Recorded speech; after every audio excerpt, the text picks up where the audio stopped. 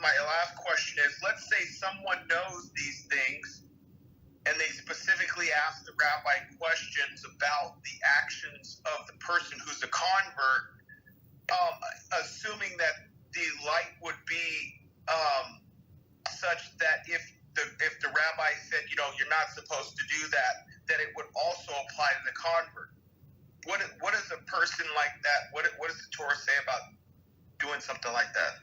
I didn't get your question. So please, could you maybe rephrase it? Let's say I'm at a shul and I'm in a group of people and I was Jewish and there's another guy there who's not Jewish and he's a convert, and so I specifically think that something he does is against the Torah. So I go and I ask a question. I say, Rabbi, I'm wondering, is it okay if you do this, that, whatnot? And I'm asking, I'm kind of being, beating around the bush. I'm not saying it's because but I then allow the rabbi to answer that question, and it's basically, I'm asking it because it's based off of actions that he's taken, even though it won't affect him.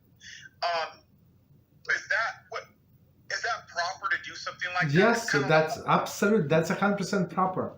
That's 100% proper. That's what we actually spoke in the beginning of the class. So what in a Sefer Chafetz Chaim. So sometimes let this person be rebuked, or other people being rebuked by somebody else. So when you ask this question of a rabbi, so nobody, maybe they think maybe you ask for yourself, maybe you ask for somebody else, whatever. So but this rabbi who is the authority, let's say his opinion is authoritative in this place, in the shul, so he's going to answer. So that person who is supposed to hear the answer, he's not going to hear from you because he does not hold very high of you, but he would listen to rabbi. So you did your job, you rebuked that person, right, through somebody else. So it's absolutely proper, especially as you said beat around the bush. You like a general question. If rabbi is smart, he's going to direct to the right route, and he like expand on the answer. 100%. That's a proper thing to do. So you're not attacking anybody. He's not going to listen to you, but you. Can I add to that? So let's say, for example, it's the type of question where I could be asking a question, for example, of should we be eating healthy, knowing that the food and the reason that the guy doesn't eat certain things, let's say he doesn't eat certain things because they're unhealthy. So while he's in conversion, and I could, in that scenario, he's in conversion, it won't affect him. So he's eating something that's organic, but let's say non-kosher. Or 100% grass-fed, but non-kosher. And then I pipe up, and rather than asking a question about the kashrus laws, and why it is that they approve pesticide use, grain being fed to animals that causes, lectins and things that, cause your gut to leak, and A1 protein in milk that hits your pancreas and can get diabetes, and all these different things, rather than asking why the kashrus is approving these things, I asked a question that would be more of a ruling question on the subject in general, but without care for how you arrive there. What's the position on that? So first of all, I want to clarify one more thing. So if somebody in the process of conversion, we said it is like temporary leniency that we can give a person because he did not convert yet. But technically, by the day of this conversion, person has to kosher his house and eat 100% kosher and absorb all of the laws to 99.999%. You understand? So if he's still in the middle, not decided, he think that it's going to take him another 7 years to convert. Yeah, maybe he's never going to convert. You understand? But serious person, he's shy or she must try to do everything possible to live up to this 99%. So as Rabbi Reuben Shleita, he always say, so when you're ready to convert, you have to be the most religious Jew that you ever know. That all the religious Jew, they're religious, very good, but you must be even more religious than them by the time you're ready to convert. So even though it is allowed in his spot right now, because he's not Jewish, right? There is no halacha to forbid them. But a person must be mentally prepared, to drop these foods because they're not healthy. When? As soon as possible.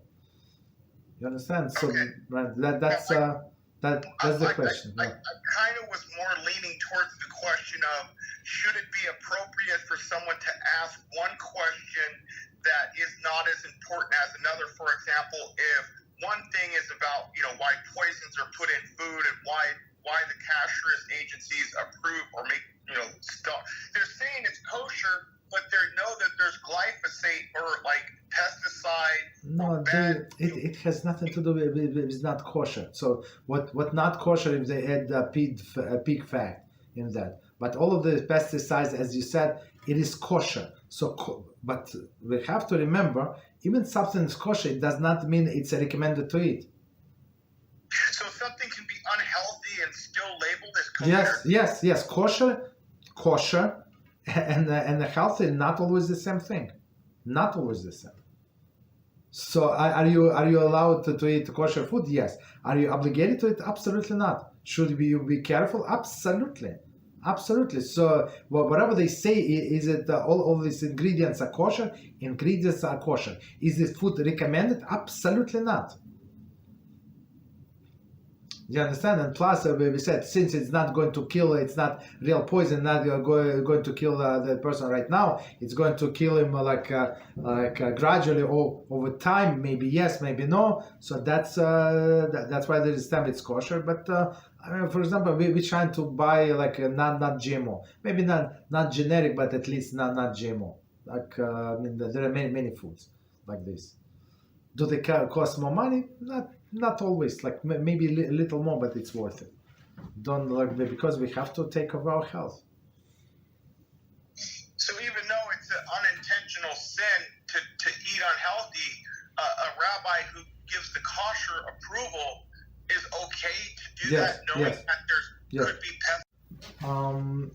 It is okay because it is not guaranteed. Maybe yes, maybe not everybody is going to get all of these side effects. Not sure. Somebody maybe yes, maybe not, and not right now. So because of all of the doubts, and the ingredients are kosher, so they say the ingredients are kosher. There's no non-kosher ingredients. They did not say is it good for you, it's not good for you. That's for you to find out. You understand? Even if it's meat like a glad kosher and it's healthy and organic, this and that, okay, whatever is it, all of the good quality about the meat. If you eat meat 3 times a day, big chunks, so it's going to kill you. You're going to have all of this heart disease. It's not healthy. You understand? So being kosher and healthy, not is it even kosher and healthy and recommended three different things.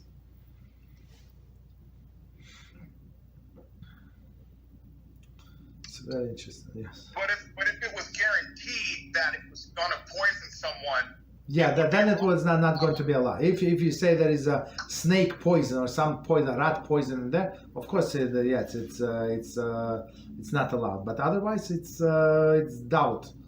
When it's going to happen? Is it going to happen?